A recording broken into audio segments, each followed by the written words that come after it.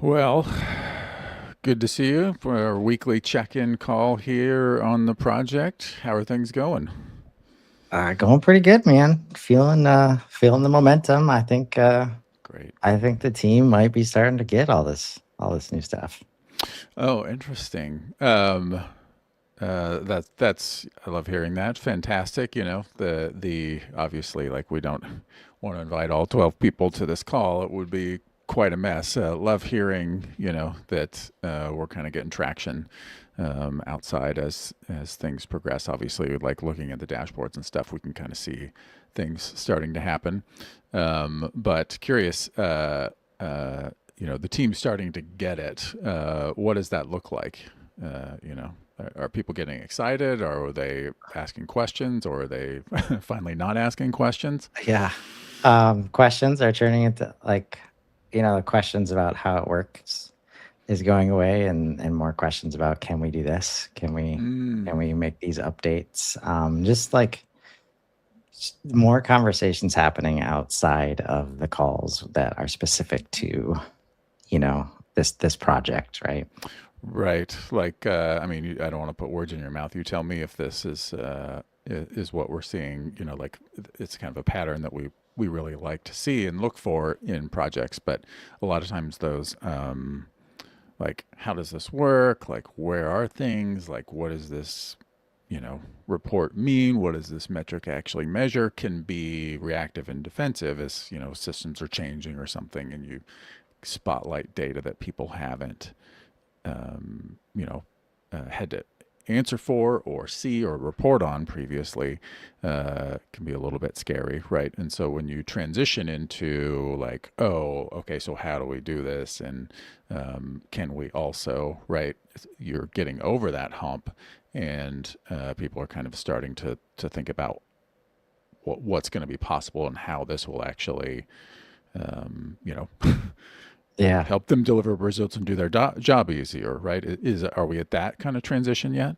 Yeah, for sure. And it's been like helpful, like a lot of the conversations we've had, like really a little bit more focused on the change management pieces of all of this, and which words to use when people are bringing up these questions to help Right. it be much more of a like let's improve at the same time kind of scenario, instead of always just focusing on like does it work, right? Right. Yeah, for sure. Is there who's the biggest like internal turnaround or champion on that? The person not but not you and I, but the person that's like really kind of flipped and like, oh, they're getting it and they are engaging in a way they hadn't previously. Man, Shay from accounting really was skeptical as we were, suggesting some financial related, Mm-hmm. system changes. Right. But now that they're in there, and like, we've helped them see what's actually true, and they're loving it. They're loving it. That's great. Accounting sometimes, can be tough to get on your side. They have pretty rigid needs for inputs and outputs, and so sometimes those changes can really throw a wrench into their systems and things. Does it seem like we really hit kind of everything that they need? Like we did some changes on the like deals is on deals, and we're front loading a lot more data and passing it over instead of having like that manual reconciliation step of like, well, which SKUs do these align with and all of that stuff. We did a lot of mapping there, but seems like if if we've got Shay on our side on this, that we kind of were like really nailed what they were expecting. Yeah, yeah, we did. And now it's about like how do we help Jay and others, you know, um, share some of that value, like to others who maybe like up to this point, it has been like, unless you're going to get your hands in it, right, and on it and feeling it yourself, it's very hard to understand what value is happening. So I don't know if you guys have any like tools or other things that maybe it would be easy to, you know, not have to spin up a new meeting every time we want to explain, the value of what's happening, right? Yeah, sure. Yeah, we can talk about that for sure. Let's throw that on the agenda. Though I will, between you and me, this sounds like a good success story for you internally. I know that you have a weekly one-on-one with your supervisor, but um, these are the kinds of things that sometimes don't get spotlighted. They're kind of soft wins, and frankly, I would I think it might just package that up in a couple of sentences, little there, and share it as a win in that meeting. I don't know how if the degree to which that kind of thing is on their Yeah. radar, but That's something we always forget about until it's too late. And then it's kind of an afterthought. And it's so easy to focus on the productivity and, what went wrong. Um, yep. yeah, no, that's a good suggestion. Yeah. All right. Well, fantastic. Good to hear. We'll talk about a little bit more expanding this on our. We got a full agenda today, but we can jump on that on next call. I'll bring some stuff based on what you've shared here, and we'll talk about reaching out to folks within the org. I think this is a good time. Love to hear it. Highlighting the win. A Um, positive opening scenario there for us for once. yes, finally we got there. Um, uh, yeah, that is on our agenda today. Like, how do we get to that point? And I need to share one example that if I was better at planning, I would have built this into the broadcast.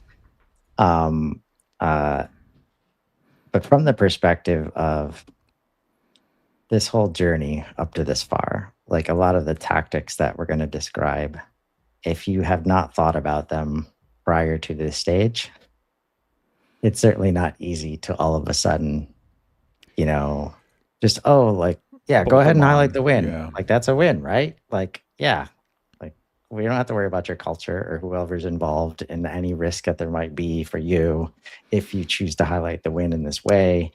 And is it actually a win? Do we have any evidence that it is, or do you just really want it to be Yes. Or because are we paid a bunch you? of money for this Yeah. project and you were the decider and it's on your head now whether it is a win? And you're being reactive, and so you're desperate to like turn any molehill you can find into a mountain of a win, right? And you're the project's been at risk for 3 months, and you're like, there's got to be a win here somewhere, right? Right. Um, yeah. And the one that I want to share, because all of this is like a balancing act that we've been talking about in terms of internal versus external. Yeah. Advocacy for the seventh stage of the value path. This happened earlier this week. Uh, with um, no prompting. You didn't So, feed them a template. right, unsolicited. Uh, a good example, like I definitely should. One of the things I was going to add, it's like I should have this ready, like for others who I work with that are in similar scenarios, just as an example of like it's kind of like holy grail moments where a customer just like a client friend shares the story, notes you in it, but like this could only have happened in an unprompted, unsolicited way to Yes. be authentic, right? And it could only have happened if the journey before it like was real, Right. right? Yeah. And so much of what we do up to this point like is manufactured in terms of the sales process, and like you can't help like when people refer to it as a revenue factory, like Factories manufacture stuff. So you build your entire process around manufacturing the kind of behavior that you want. And the better the process is at adhering to governance and hitting KPIs, the less space there is for true like realization of what's actually happening separate from the process and separate from the metrics. And we Right. get to the touchy-feely qualitative stuff that leads to posts like this, right? Right. Where uh and it's just like you can't pay, like there's no buying this. You Right. can't pay for it. I can't even, it's like we do what we do to hope that it happens, Right. right? If you had tried to structure it, it would have been no. I'm not trying to be demeaning to any process that you would come up with, but if you tried to do it to manufacture it, it would have been worse, right? Like it would have the post would have been a totally different thing, and I don't want to say that it would produce a disingenuous, recommendation, but it wouldn't capture the customer's language, how they really feel and perceive the value.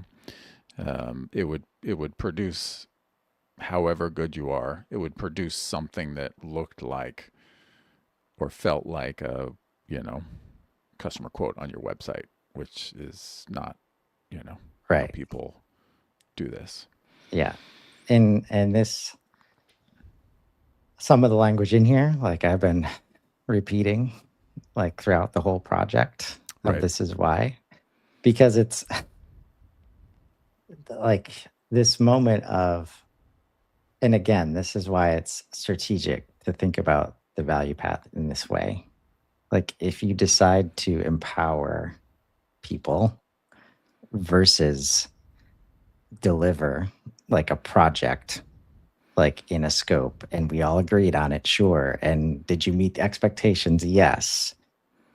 But am I ever going to get crazy excited about it because you've enabled this new level of capability that we didn't have? Probably not, right? Right. Because Or you did even what if we asked you you to do. right, even if you exceed the expectations, right? Like the degree to which there is any value in doing so, uh, only that value only exists to the extent that it matters to the stakeholder, right? So even if all Exactly. of your metrics are at 115%, um, does if that 15% doesn't matter to them, then like you stayed up late to deliver something for what feels like a big investment to you and is of no value to them, right? The dimensions of what matters to them is what's important, and it also extends past that to their internal stakeholders and whether or not they know how to communicate that, right? Like the number of times, I'll slag myself here, the number of times that I've taken a client request, built and shipped with Herculean effort, an incredibly precise, elegant, complete solution, and early for a massive deadline or problem, and they're like, okay, whew, great, thanks, you know, is much higher than I would, you know, like to believe even probably. Cool. Thanks for doing Um, your job, right. folks. And it's Right. like, like, yeah, it's exactly what they asked for, and it's extensible and it's forward looking, but not over engineered. But it's like, okay, well, all right. I don't know what, Yeah. chalking that up into there's got to be a lesson here column. Right. Well, I think that's where this does not happen if I decide that, okay, it's time to focus on helping Cody tell others about me. Right. Like at this point in the stage, like it takes, because an interesting part of the post is like he felt he is now empowered and has Yes. capability to build himself, right? And Yes. manage and maintain himself. to your point, not everybody wants that. They don't want to necessarily build everything themselves and have the control, and they want other stuff done that's not their expertise, all this stuff. So if I'm not confirming all of that in the first 6 stages, Right. right? Where it's like, man, can you just stop, Chris? Like, I'm cool. I can build it, but now it's done. Like, I Right. can get on with my other job and like my other responsibilities. Uh, it's so easy again to be misaligned and like, but it's also easier than ever to stay aligned. Like through the process, you just have to have that strategy that you want to stay aligned, and you do it by understanding where they are at in their journey at every moment, so that when they are researching and they care about, hey, it'd be cool if I could, if I like, I'm interested in AI and like, is there some capability? Like, are they just going to try and do everything? And that's, you know, they're really good at high efficiency work and getting stuff done quickly, but I'm not seeing anything here that's like handoffs, and I'm seeing managed services agreements over Right. here, right? Yep. So then when I need the help, I'm will you help me own it like after? Is that going to be a thing? Okay. What does buying actually look like? What does the process look like? Are we going to involve everybody that would even need to be a part of this decision to have me own it? Maybe I'm just one person and my boss doesn't want me necessarily owning this functionality yet in the Right. organization, right? Yep. And like, so again, like we get to hear, I realize your value. We can help with that. We should help with that. Like, what is the value? Like, is making the property in HubSpot a valuable thing for you? Or is like helping you work with AI like a valuable thing, so that AI can make any property you want in the right way, in a way that everybody trusts it, right? Right.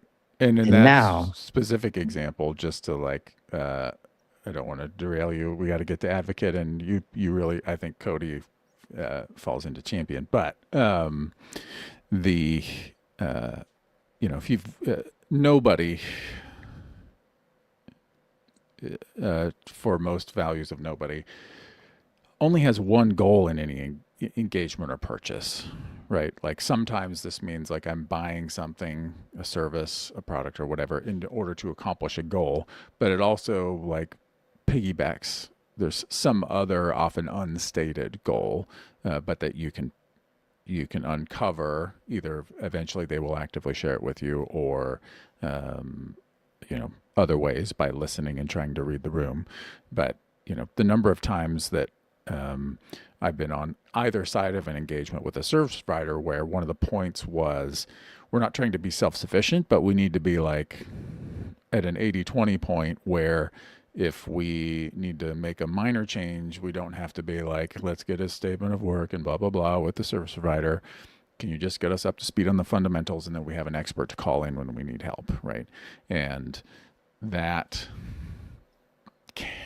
like, you can write that into an SOW and like make it a goal, but it's a hard thing to tie a metric to, right? You have to be like, well, do you feel comfortable now? And they're like, no, really. Um, and so like those kinds of like sometimes they're strategic, sometimes they're relational, or sometimes they're in these squishy like capabilities areas. Um, like those are the kinds of things that become strong uh, advocacy opportunities and champion opportunities that, to your point earlier, like, oh, we hit all the metrics. It's like, okay, great. Well, what about these squishy metrics of, we finally trust our systems.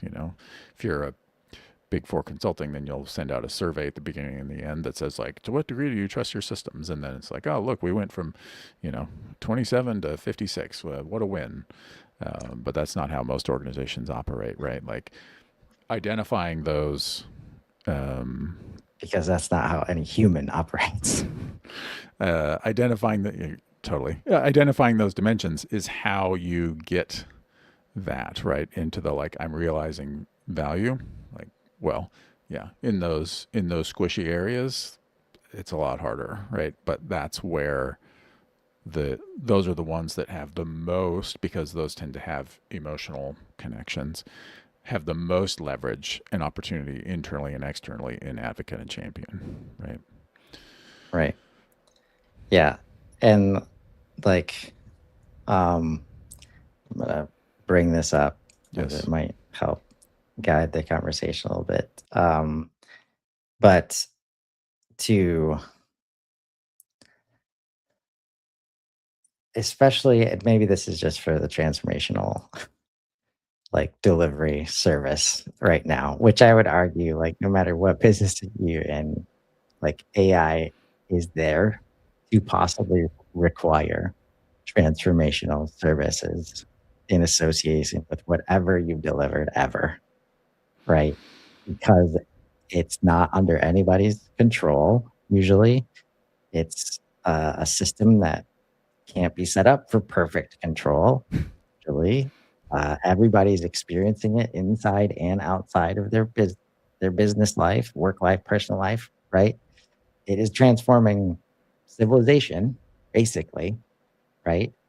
And um, you can't put that on paper very well, and it's not something where I can even use that post and say, look, mom, look at how many likes this post got. Man, this resonated with everybody. Let's build a whole service like infrastructure and start delivering that like that, Right. right? Um, Yeah, it because doesn't fit on a sales slide, right? right. And it's because I can tell you, like, we go into our relationships when we can, and Cody helped us figure this out. Like, you know, it would be nice to be in a relationship where nothing, where we never hear the words out of scope, because that's like the worst phrase when you are working with a partner, and of course it is.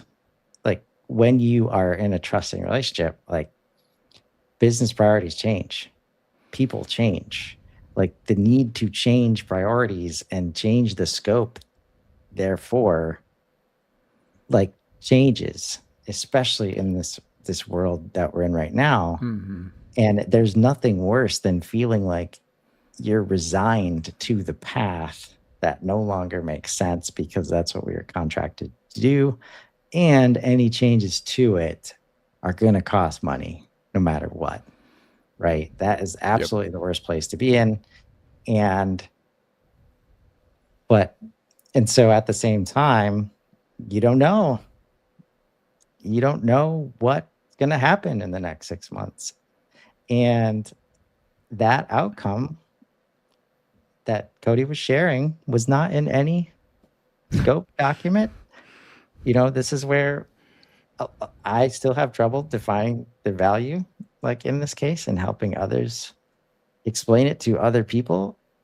But I knew that this was an opportunity that was looming on the horizon, right? Because I was doing it myself, and I've been there for 2 years with this on the horizon for them. And like, it's always been a plan to create the portal to deliver the thing, right? But up until a few months ago, it was going to be built in HubSpot. So that's been the plan the whole time. And if we had suggested at the beginning of the project that we were going to make that change, there's no way it wouldn't have gotten approved. Like, it's like, oh my Right. God, how could we possibly do that? What kind of change management is required? Let's maybe phase 2, end of year, right?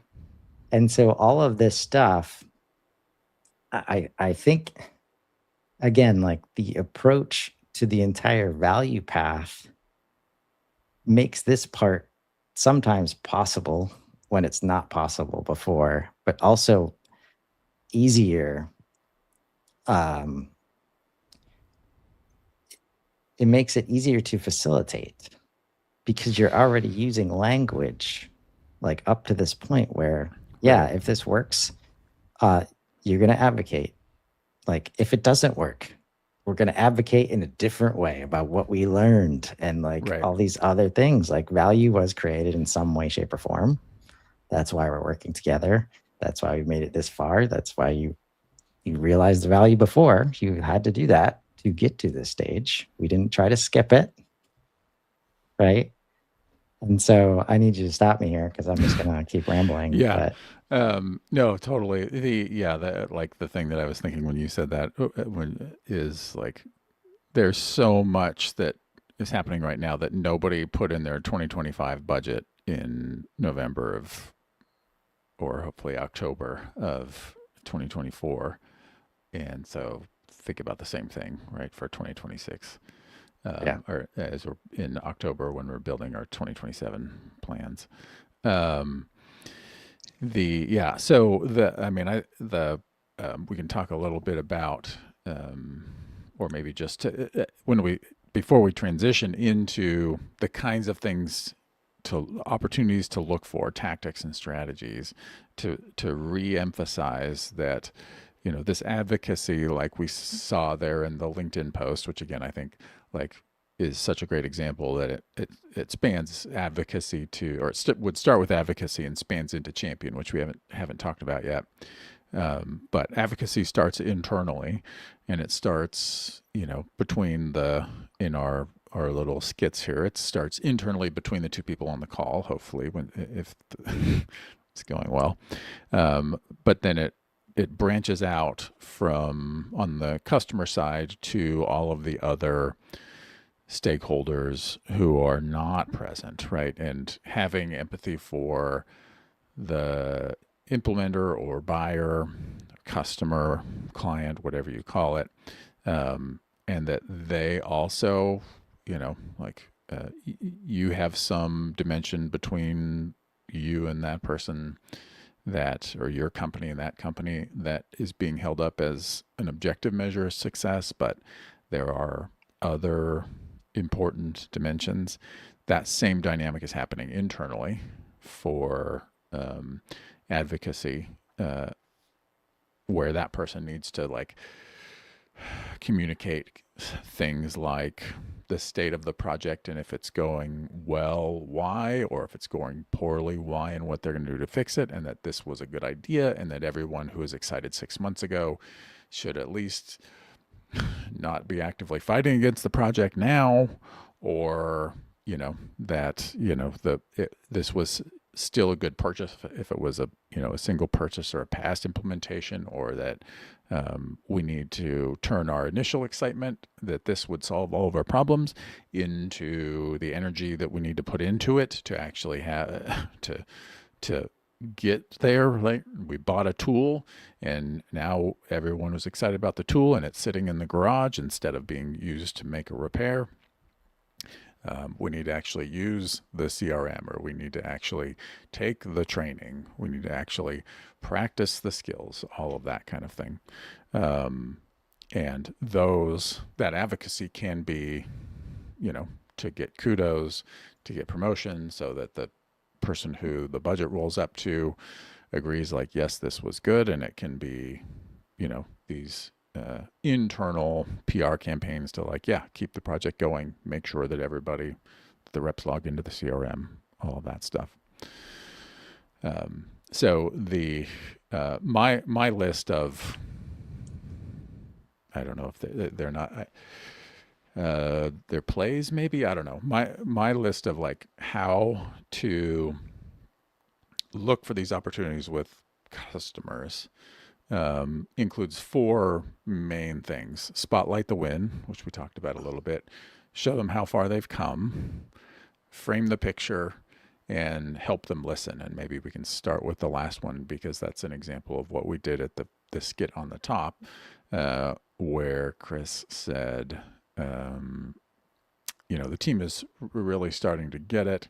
And I said, who's the person that we really flipped, trying to get at, like, who was drag before and now they're lift on the project, and you came up with accounting, like who's the person who's really adopting, or like who's helping them, and folks often don't have a read on this, right? Like not everybody is trying to like suss out these dynamics. They have other things going on. They have other concerns.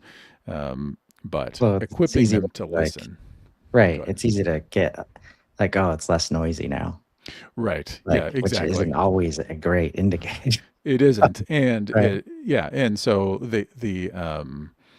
it's uh, humans are really good at, broadly speaking, at being able to kind of keep keep a finger on like the background noise, right, or the like general temperature.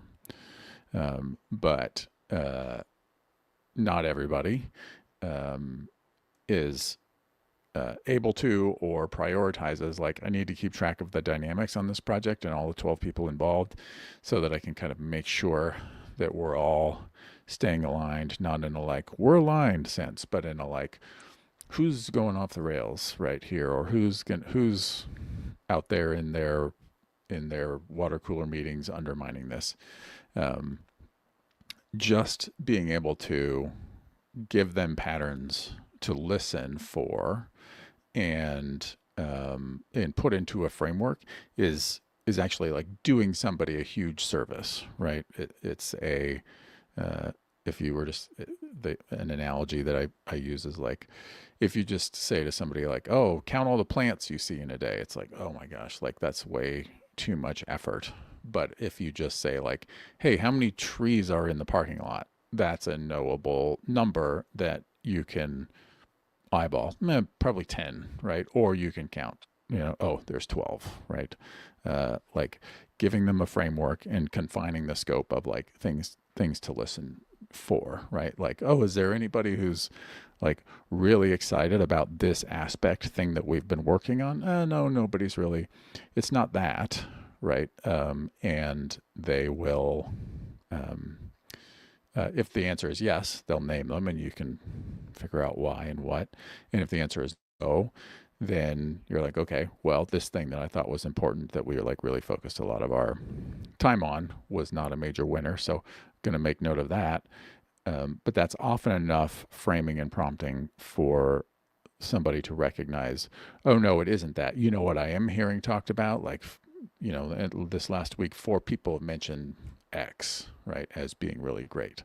Um, and that, um, the difference between what we did last week of like trying to force advocacy or testimonial is we have equipped them to listen for, and maybe if they haven't heard it yet, they will listen in the next week. Like, yeah, if you notice anything, what is really resonating with people, would love to hear it so that we can like, like really help you out. Um, Tells you where to kind of invest and what's important to the other people who aren't in the on the calls, right? Um, Yeah. I think like that's where, if that sounds hard, it because it is. is, because humans are humans and communication is hard. Like, I know I'm biased. This is the beauty of the value path. Like, every other human involved is on their own value path. And if you if you're the one delivering and you've decided that, all right, this looks like advocate stage, right? The way you help them listen is to like, it doesn't have to be delivering the value path to them, although it's probably a lot easier if you do.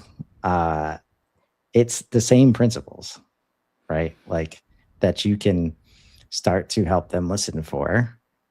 That, have they realized the value yet? Did any value get created? Were they ever bought Yes. in? Did they even raise their hand for help? Or was Yeah. this just thrust upon them? Right. Right. Yeah. Because they probably didn't raise their hand for help. They thought everything was working great. And then their whole world changed. Yep. Right. And now we expect them to be telling you things that are going great. Right. And so it's, um, like, so are they even in a position to advocate right now?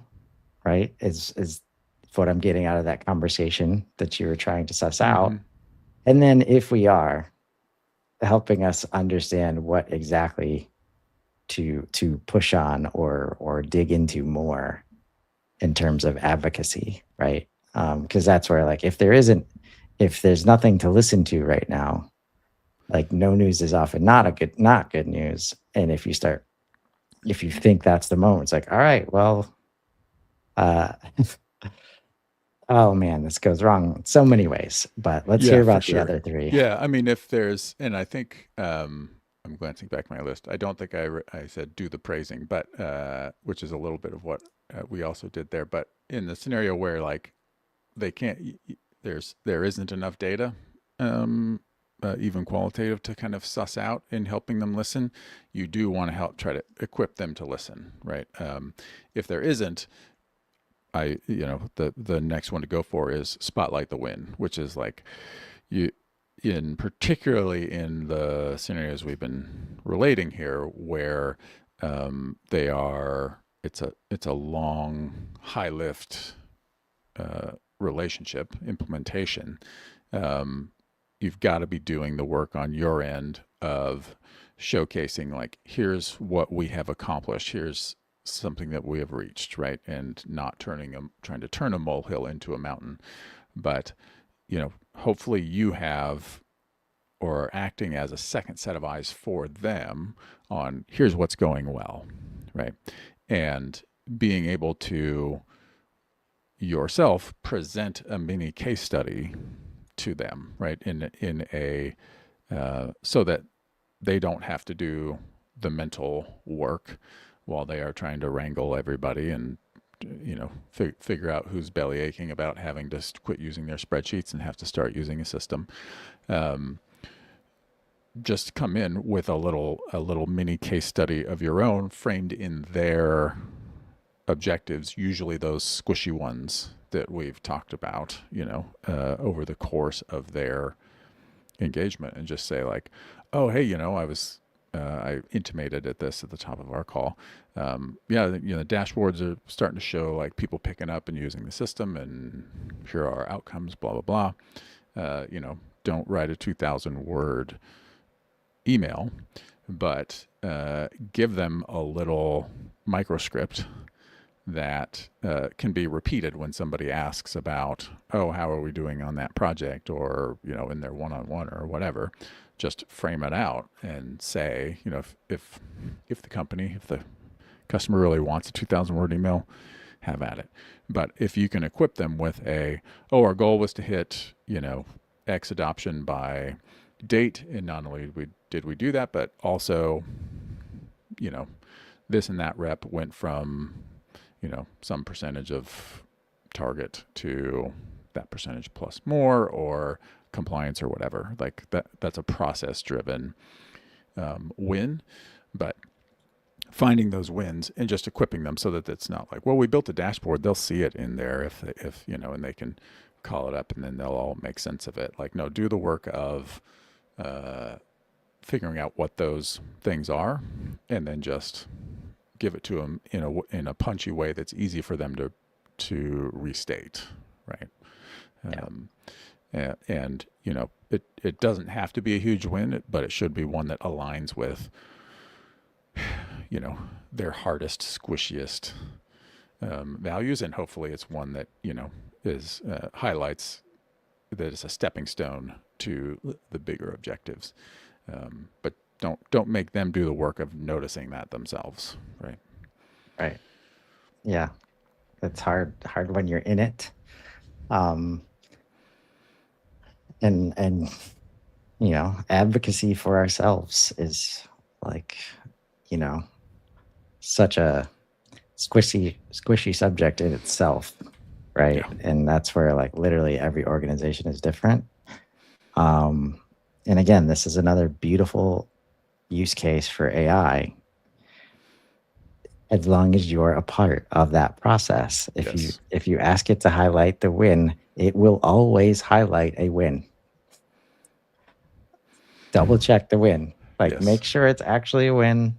And man, so much is being learned right now, like about myself, about the people that I work with, about clients, and about how they like to hear things or don't like to hear things. There's so much potential to nail this part, um, that you just have to put everybody in a position, like, and then just the natural advocacy happens.